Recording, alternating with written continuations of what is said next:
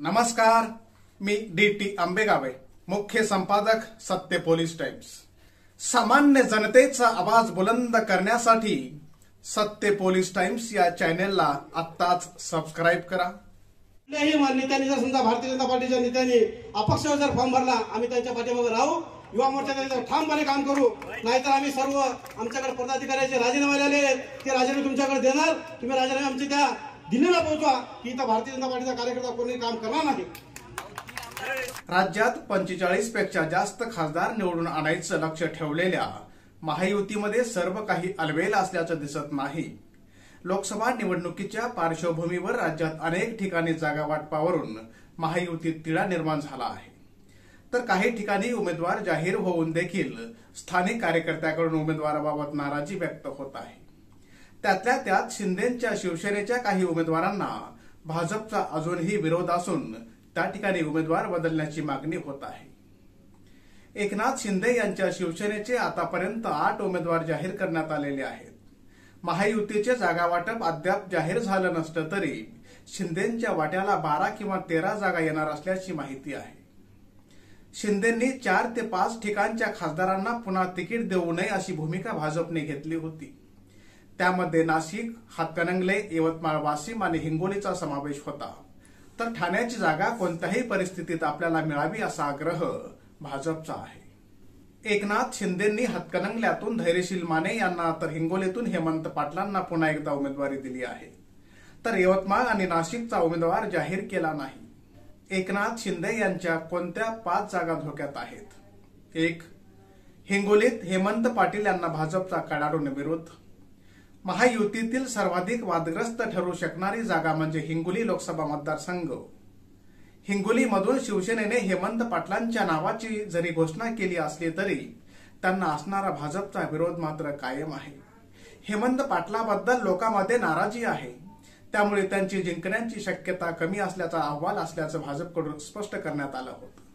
ही जागा जर भाजपच्या वाट्याला आली तर भाजप सहजपणे खासदार निवडून आणेल असा विश्वासही व्यक्त करण्यात आला आहे। आता हेमंत पाटलाचं नाव घोषित केलं असलं तरी भाजपच्या कार्यकर्त्यांनी मात्र त्यांना विरोध कायम केला आहे। हेमंत पाटील यांच्या उमेदवारीवरून भाजप पदाधिकारी आणि कार्यकर्त्यांच्या आढावा बैठकीत गोंधळ झाल्याचं दिसून आलंय। हा विरोध इतका आहे की शिवसेनेकडून हेमंत पाटलांची उमेदवारी मागे घेण्याच्या हालचाली सुरू असल्याच्या चर्चा आहेत। 2. हातकणंगल्यात धैर्यशील मानेंना भाजपचा विरोध। जी गत हिंगोलीची तीच गत आता हातकणंगल्याची आहे। हातकणंगल्यातून शिवसेनेने धैर्यशील माने यांच्या नावाची घोषणा केली आहे, पण त्यांना भाजपचा आधीपासूनच विरोध होता। हातकणंगल्याची जागा ही भाजपने लढवावी अशी मागणी कार्यकर्त्याकडून होत होती। त्यातच आता हातकणंगलेमधून इच्छुक असलेले भाजपचे नेते संजय पाटील हे धैर्यशील माने यांच्यावर नाराज आहेत। जोपर्यंत सन्मान नाही तोपर्यंत धैर्यशील मानेंचा प्रचार करणार नाही अशी भूमिका संजय पाटील यांनी घेतली आहे।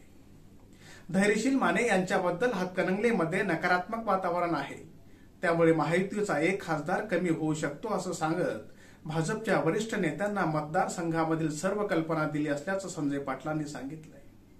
धैर्यशील माने यांचा प्रचार करू नये असा कार्यकर्त्यांचा दबाव असल्याचंही त्यांनी स्पष्ट केलंय। 3. नाशिकमधून हेमंत गोडसेंना भाजपचा विरोध।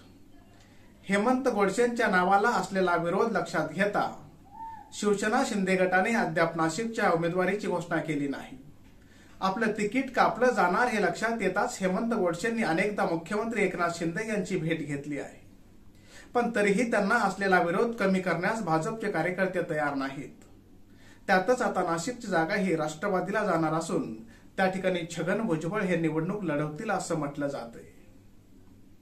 नाशिक लोकसभेच्या जागेवरून छगन भुजबळ आणि हेमंत गोडसेमध्ये रस्सीखेच सुरू आहे, तर दुसरीकडे नाशिकच्या जागेवरून भाजप पुन्हा आक्रमक झाल्याचं दिसतंय। हेमंत गोडसेंना उमेदवारी दिल्यास भाजप पदाधिकाऱ्यांनी राजीनामा देण्याचा इशारा दिला आहे। 4. यवतमाळ वाशिममधून भावना गवळींची उमेदवारी धोक्यात। शिंदेच्या आणखी एका नावाला भाजपचा कडाडून विरोध आहे आणि ते नाव म्हणजे यवतमाळ वाशिमच्या खासदार भावना गवळी। या मतदारसंघात खासदार भावना गवळी 5 वेळा निवडून आले आहेत, त्यामुळे या निवडणुकीतही आपल्याला उमेदवारी मिळेल असा त्यांना आत्मविश्वास आहे। मात्र आता निवडणुकीत उमेदवारी मिळवताना त्यांना संघर्ष करावा लागत आहे।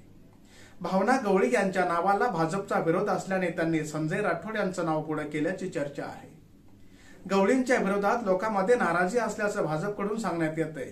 त्याचमुळे या काळात भाजप आणि शिंदे गटाकडून गवळीसह संजय राठोड यांच्या नावाची उमेदवार म्हणून चाचपणी करण्यात आली. मात्र अद्यापही उमेदवारीचा तिढा सुटला नाही. लोकसभेचं तिकीट हे आपल्यालाच मिळणार असा विश्वास भावना गवळी यांनी केला आहे. पण दुसरीकडे संजय राठोड यांचंही नाव पुढे आल्याने त्यांना उमेदवारी मिळणार का असा प्रश्न उपस्थित होतोय. 5. ठाण्यावर भाजपचा दावा. मुख्यमंत्र्यांचा बालेकिल्ला अशी ओळख असलेल्या ठाण्याच्या जागेवर भाजपने दावा केल्याने वेगळाच तिढा निर्माण झाल्याचं दिसतंय. कल्याण किंवा ठाणे या दोन्हीपैकी एक जागा ही भाजपला मिळावी असा सुरुवातीपासून भाजपचा आग्रह आहे. त्यातल्या त्यात भाजपची वैचारिक बैठक पक्की करणाऱ्या रामभाऊ महाळगी यांनी राम कापसे यांनी या मतदारसंघाचं नेतृत्व केल्याने भाजपची नाळ या मतदारसंघाशी जोडली गेल्याचं सांगण्यात येतंय. त्याचमुळे एकेकाळी आनंद देघेंनी शिवसेनेसाठी काढून घेतलेला हा मतदारसंघ आता भाजपने ठाणे परत मिळवण्यासाठी कंबर कसली आहे. एकनाथ शिंदे गटाच्या या 5 जागा धोक्यात असल्याची सूत्रांची माहिती आहे. या जागा निवडून येण्यासाठी महायुती मदत करणार का, त्या जागा भाजप ताब्यात घेणार, हे येणारा काळच ठरवेल. ज्यावेळेस समजा हेमंत पाटील निवडून आले होते ते 2 ते 2.5 लाखांनी निवडून आले असतील त्यावेळेस, पण यावेळेस ते 3 लाखाच्या फरकाने पडतील.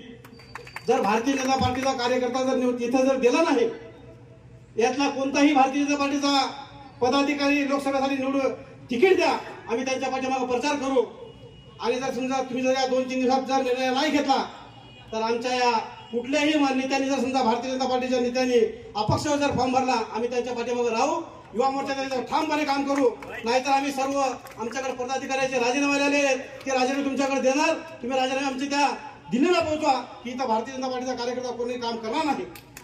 सामान्य जनतेचा बुलंद आवाज. सत्य पोलीस टाइम्स.